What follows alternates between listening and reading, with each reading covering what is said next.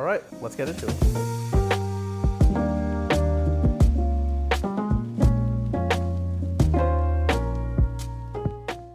All right, so let's kick it off with this 1675 two-tone root beer. It comes with its full kit, which is great, box papers, receipt, even has the hang tag with the serial number on it, which is something I really like. But making this a little more special than your average root beer is that the dial actually changed from brown to purple. Something I haven't really seen before, but what I have seen is when you look closer, there's a little red speck peeking through the dial. So that's kind of cool to see.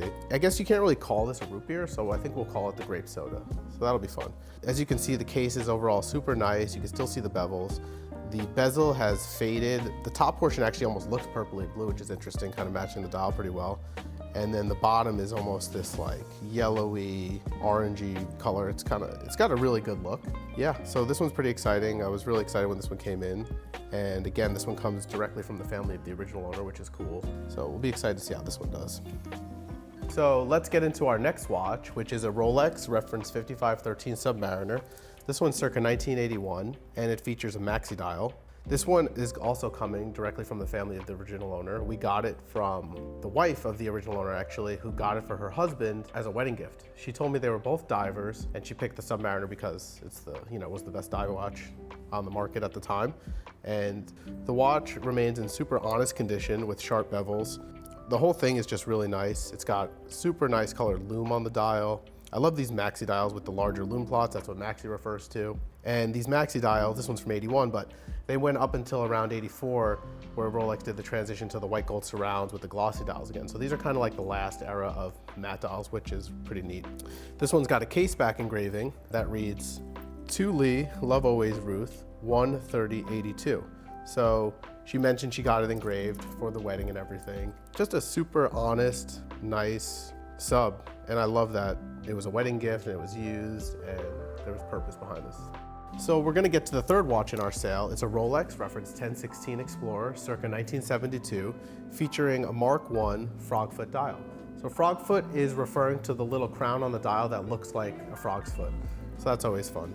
This watch is coming directly from the wife of the original owner, and he kept everything with the watch, which is great. We love it. It has the box, double punch papers, the pamphlets. It even has the extra spring bars they had, which is pretty wild. One of the coolest little things though is that it has this little season's greetings card that shows that it was a Christmas gift back in the day. That's always pretty neat. In addition to the papers, it also has the hang tag with the corresponding serial number.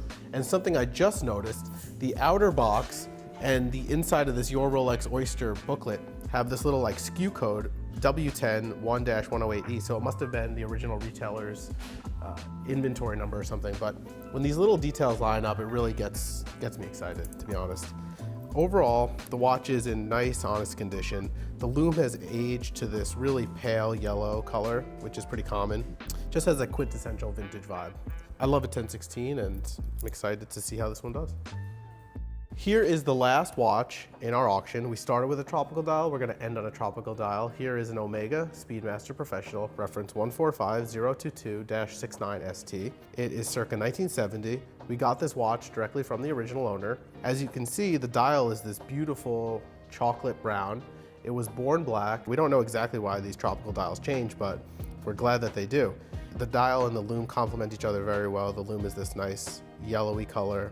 It's got the painted logo, which is nice. So this was the first reference to feature the 861 movement, and it was also the last reference to not mention the moon landing on the case back. So this has, they call it the pre-moon case back after the moon landing on July 20th, 1969. It's also the last overall reference to have the step dial and the dot over 90 bezel. These are just great watches. When they turn brown like this, it just makes them super special. Another thing about this one I really like is that the overall condition is super nice. It was clearly worn and it has scratches, but the lines are still super sharp, and the overall case is really great. When you look at the case back, the engraving and the hippocampus logo are still clearly visible. Oftentimes that gets polished away or just worn away. So when it's visible, we really like that. So yeah, this is our fourth watch in the sale, and it'll be exciting to see how this one does.